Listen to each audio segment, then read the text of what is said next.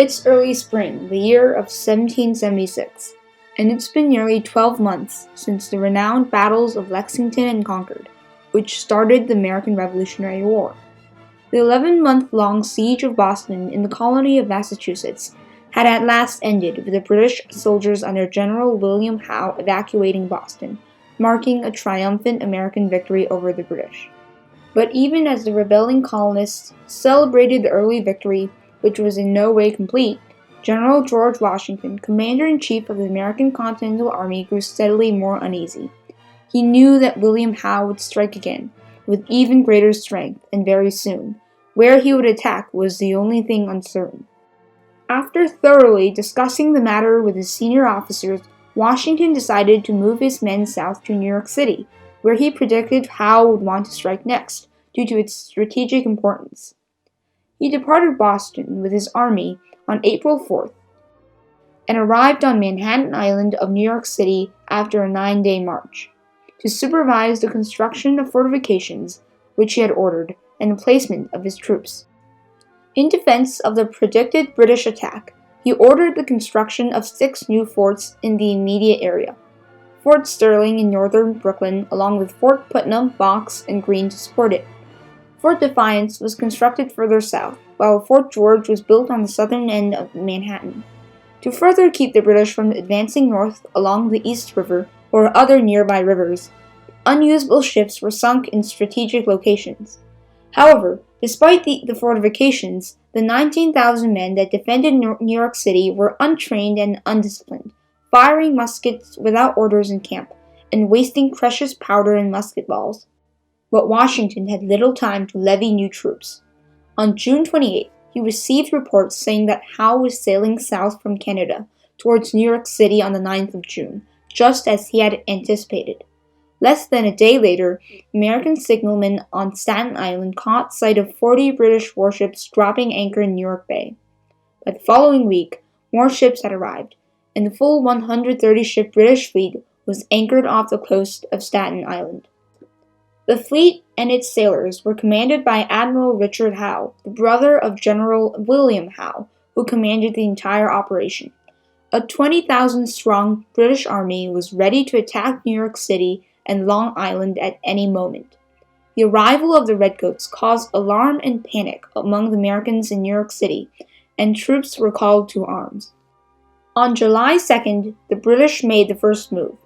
The Redcoats began landing unopposed on Staten Island in large numbers, calling local loyalists to aid their cause and easily vanquishing any scattered resistance. The American soldiers left Staten Island to the British without a major fight. On the 12th of June, 2 British warships lifted anchor and sailed up New York Bay to reach the mouth of the Hudson River, exchanging fire with American batteries on both sides of the river, but was unhindered. By the end of that day, the fleet had dropped anchor at Tarrytown, many miles upstream, successfully getting behind American positions and threatening to cut supply lines. However, no immediate British actions followed, and the stalemate lagged on. In the meanwhile, more British ships were trickling in, and on the 1st of August, Charles Cornwallis, a renowned British officer, arrived with 45 ships, with 3,000 additional troops, while thousands more of Redcoats and Hessians, or British-hired German troops, arrived by ship in the following week. However, General Washington had nothing to do but to wait for the British to make the first move. As more and more British ships arrived, he began growing uneasy, and discussed with his officers about the location of Howe's impending attack. After thoroughly assessing the situation, Washington decided to divide his army in 2, stationing one half in Manhattan and the other in Long Island. The latter half was commanded by Israel Putnam. At dawn on August 22nd, Howe began ferrying his troops across the bay to land unopposed on Long Island. The Americans yielded without a fight and retreated swiftly. By noon, 15,000 Redcoats had landed on Long Island, greeted warmly by local loyalists, and they set their camp a few miles inland at a small hamlet called Flatbush. When Washington received news of this landing, he had inaccurate reports of the British strength, which was said to be only a few thousand. Having made up his mind that this was a feigned attack, he sent only minor additional forces to the defense of Long Island, while concentrating most of his men in Manhattan. This, as events soon would prove, was a grave mistake. Later that same day, Howe sent an additional 5,000 men across the bay, bringing the number of redcoats on Long Island to 20,000. But once again, the British made no immediate actions and gave the Americans precious time to prepare for the impending attack. The American plan drawn out by Washington's senior officers in charge of the defenses of Long Island was simple. Israel Putnam would direct the defense from Brooklyn, while John Sullivan and Lord Stirling would command the American forces stationed at Guan Heights, a series of tall and formidable hills that blocked the path into Brooklyn. Considering that there were only two known roads that led across the hills, the Gowanus and Battle Passes, it was natural that the Continental officers were fairly confident of holding off the British. On the night of August 26th, the British finally unleashed the fierce attack that both sides had been awaiting for months. The 8,000 redcoats under British officer James Grant, who was in command of the British left flank, were seen marching up the Gowanus Pass towards Sullivan's men stationed on the high ground. After briefly engaging the British, the American advance forces scattered and fell back. Upon receiving the news of the attack, Sullivan quickly deployed his men into formation. Lord Stirling, one of his senior officers, commanded the colonial right flank, while Sullivan himself commanded the left flank. Stirling positioned his men in readiness on the hills on either side of Gowanus Pass and upon the road itself. And as the British column advanced up the road, the Americans fired upon them from their high perches. Caught in a dire situation, Grant attempted to flank Stirling by sending men to take Battle Hill, to the east of the American lines, that was unoccupied. Stirling, seeing the British movements, quickly sent many men to take the hill before Grant did. Though the British got there first, the Americans, due to their advantage in number, inflicted heavy casualties upon them, and after bloody fighting, were able to dislodge the British and take the hill for themselves. However, Grant's men were not broken, and they continued fighting, attempting to force their way through the Gowanus Pass, though Stirling's men had successfully halted them. Meanwhile, the Hessians, under the banner of General von Heister, who commanded the British center, advanced up the Battle Pass and began to heavily bombard the American line blocking the pass, though they did not attack. Sullivan, deeming that the Hessians' attack was diversionary, sent an additional regiment to reinforce Stirling, who was still engaged in fierce fighting with the British at Gowanus Pass. Suddenly, however, just as the situation began turning in Sullivan's favor, cannon shots abruptly broke out right behind the American lines. The dazed Continentals saw with horror that a large British force, amounting to more than 15,000 men, was approaching them from right behind.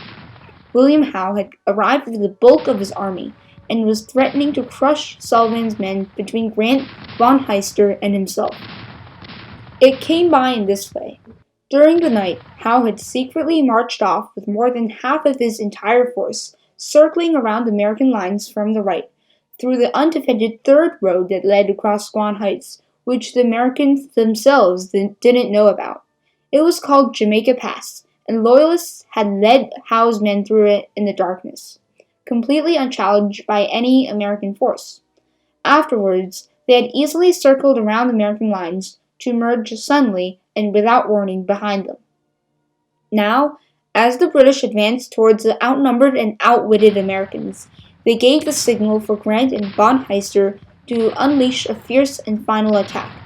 Sullivan, caught off his guard, marched off to meet Howe with as many men as he dared to lead away, and left only an advance guard to hold Battle Pass.